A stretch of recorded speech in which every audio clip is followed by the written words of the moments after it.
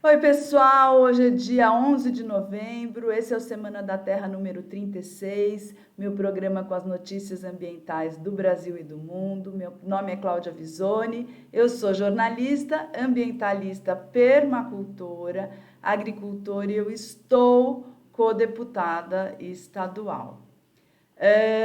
Bom, esse é um programa especial sobre a COP26, que é a Conferência das Nações Unidas para discutir como limitar o aquecimento global. O encontro está acontecendo em Glasgow, na Escócia, vai até amanhã. Primeira semana, que foi a semana passada, foi a dos anúncios de compromissos. Depois veio a parte do como chegar lá, né?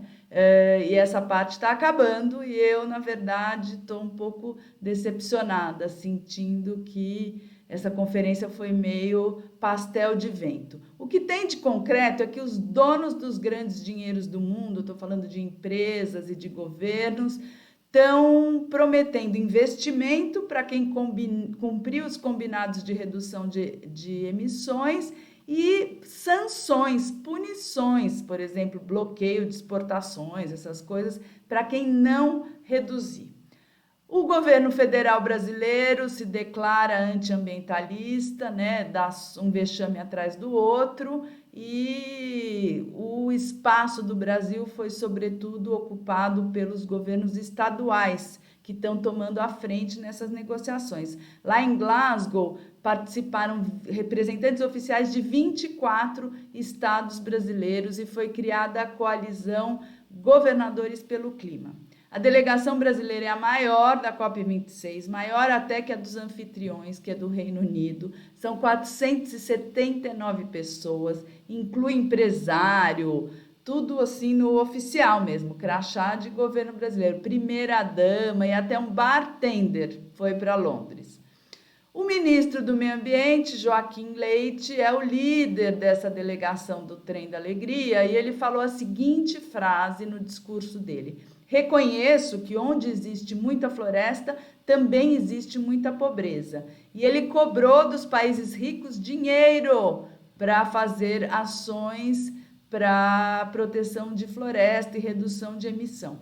A minha opinião é que pessoas que pensam que floresta atrapalha a economia fariam um bem enorme à humanidade e a todas as formas de vida se decidissem se retirar de posições de comando. Esse tipo de pensamento predominou nos séculos 19 e 20 e é responsável pela situação que a gente está vivendo agora, né? De destruição de recursos naturais, emergência climática e um monte de outros problemas que ameaçam a nossa própria civilização e todos os ecossistemas da Terra. Floresta em pé tem capacidade de gerar muito mais riqueza do que floresta destruída. Quem não entende do assunto, quem não pesquisou, quem não viu as pesquisas, faria muito bem se retirar de cena em vez de ficar propondo assim a economia da destruição, né, que já está além de tudo ultrapassada e que vai receber sanção, né? Bom, eu estou chocada com a quantidade de empresas se dizendo zeradas em carbono nesses dias de COP26. Todo mundo, empresas super convencionais, que geram um monte de lixo, que transportam coisas, todo mundo dá um jeito de dizer que está zerado, né? Uma operação greenwashing aí rolando em nível máximo, enquanto que a realidade foi muito bem resumida por um título do Clima Info, né, que é um portal de notícias climáticas aqui do Brasil. Avanços lentos e emergência crescente. Esse é o balanço de 3 décadas de negociação climática. Lembrando que essas negociações começaram lá na Rio 92, aqui no Brasil, há 30 anos, nada foi cumprido, e aí vem mais outros 26 encontros, já estão falando em fazer um encontro no ano que vem, e é isso aí. O que me angustia muito é que esses acordos, em geral, são colocados com prazos muito longos, não tem marcos anuais para acompanhamento dessas metas, né? E hoje está sendo celebradíssimo um anúncio da presidência da COP, que é um anúncio assim, quase um pedido, um implorar de uma coisa óbvia, que é assim: a COP26 exorta os países a acelerar a eliminação progressiva do carvão e dos subsídios aos combustíveis fósseis. Bom, em outras palavras, está tudo bem no clima de enrolação. Eu achei o melhor comentário sobre esse assunto, um que viralizou por aí, com o nome de um tal Greg Taylor, australiano. É uma fake news didática muito do bem, que é assim: homem anuncia que vai parar de beber em 2050. Um homem de Sydney estabeleceu uma meta ambiciosa de eliminar gradualmente o consumo de álcool nos próximos 29 anos, como um plano para melhorar sua saúde. O programa fará com que Greg continue a beber normalmente antes de parar o consumo em 2049, quando ele tiver 101 anos. E ele diz: não é realista fazer a transição para o álcool zero da noite para o dia. Taylor também poderá antecipar os créditos de consumo ganhos com os dias que ele não bebeu nos últimos 40 anos, o que significa que a data de término real do consumo de álcool pode ser 2060. Para ajudar na transição, ele comprou mais uma geladeira para guardar cerveja. Isso é uma brincadeira, uma metáfora, obviamente, mas está mostrando aí o comportamento da humanidade em relação às mudanças que são necessárias. Para piorar, tem o tal do mercado de carbono. O que é mercado de carbono? Quem está cumprindo metas quem está fazendo a lição de casa, pode vender sua lição de casa para quem não está fazendo, né? Os grupos indígenas lá em Glasgow estão protestando muito contra isso, né? E é um jeito dos poluidores continuarem poluindo, emitindo gases, sem dizer que está tudo bem, né? Porque está tudo sendo compensado. Compensação ambiental é um negócio super complicado, é muito fácil anunciar, muito difícil implementar. Eu, por exemplo, estou atrás da compensação ambiental, de saber onde, como, quando está sendo feita a compensação ambiental da duplicação da Tamoios, né, que é a rodovia que vai para o litoral norte, e essa informação, olha, eu não consigo em lugar nenhum. Já encontrei até lugar que teve placa: aqui está sendo feita a compensação ambiental, passa 6 meses, a placa é tirada, o lugar continua desmatado, e é isso, bastante enganação.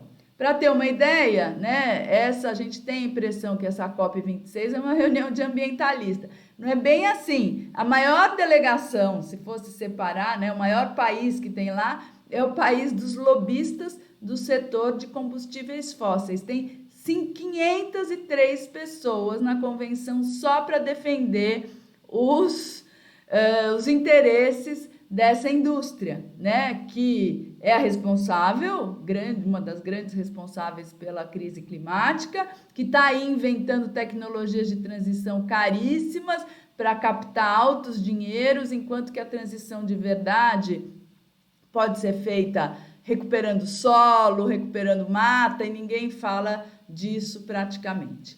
A Greta Thunberg, que é aquela jovem ativista famosíssima, falou no Twitter: esse evento nem é uma conferência climática, é sim um festival de greenwashing. Eu concordo com ela.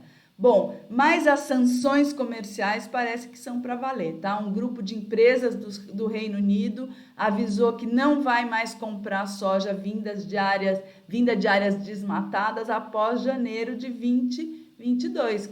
De áreas desmatadas após janeiro de 2020. Então, assim, tudo que foi desmatado recentemente, e que o Brasil está muito nesse lugar aí,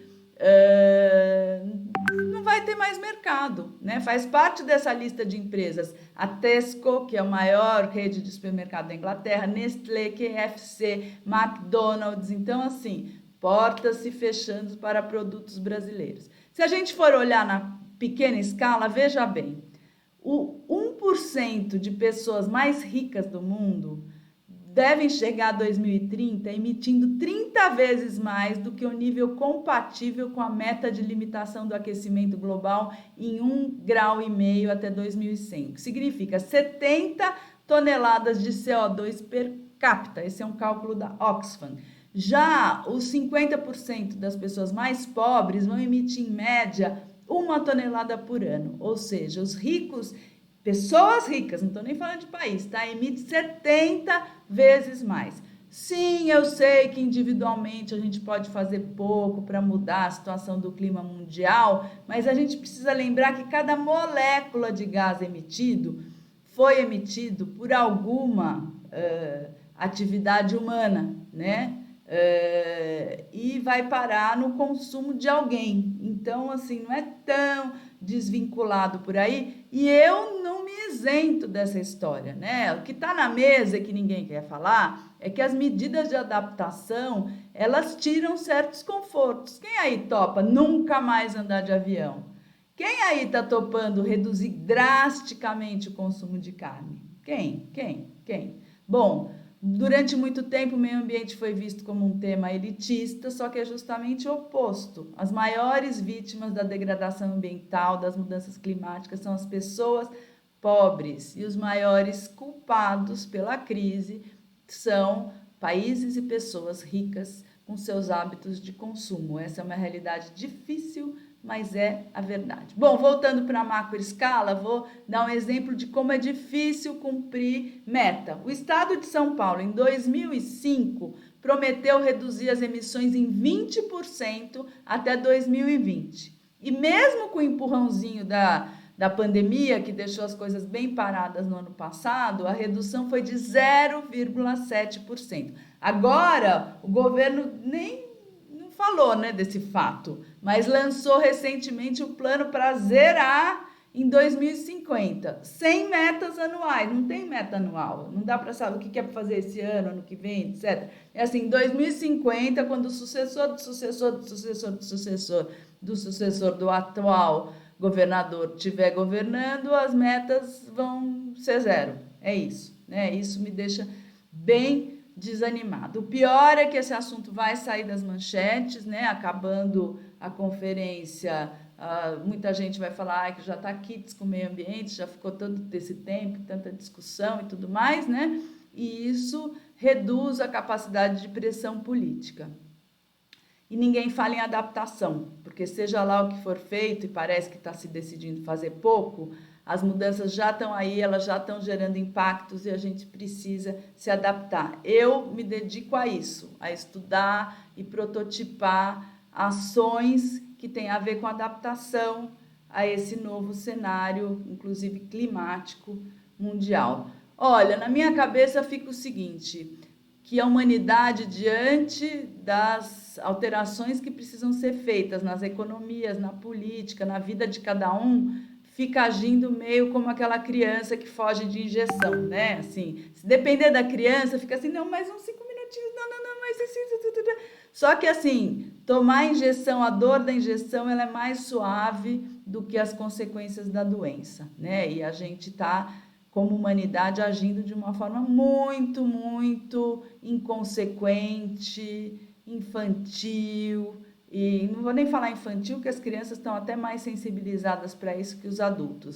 Então, assim, está na hora de mudar de atitude. Bom, esse foi o Semana da Terra 36, notícias ambientais do Brasil e do mundo. Meu nome é Cláudia Visoni, eu sou jornalista, ambientalista, permacultora, agricultora. Eu estou co-deputada estadual e semana que vem tem mais notícias. É isso aí. Tchau, pessoal.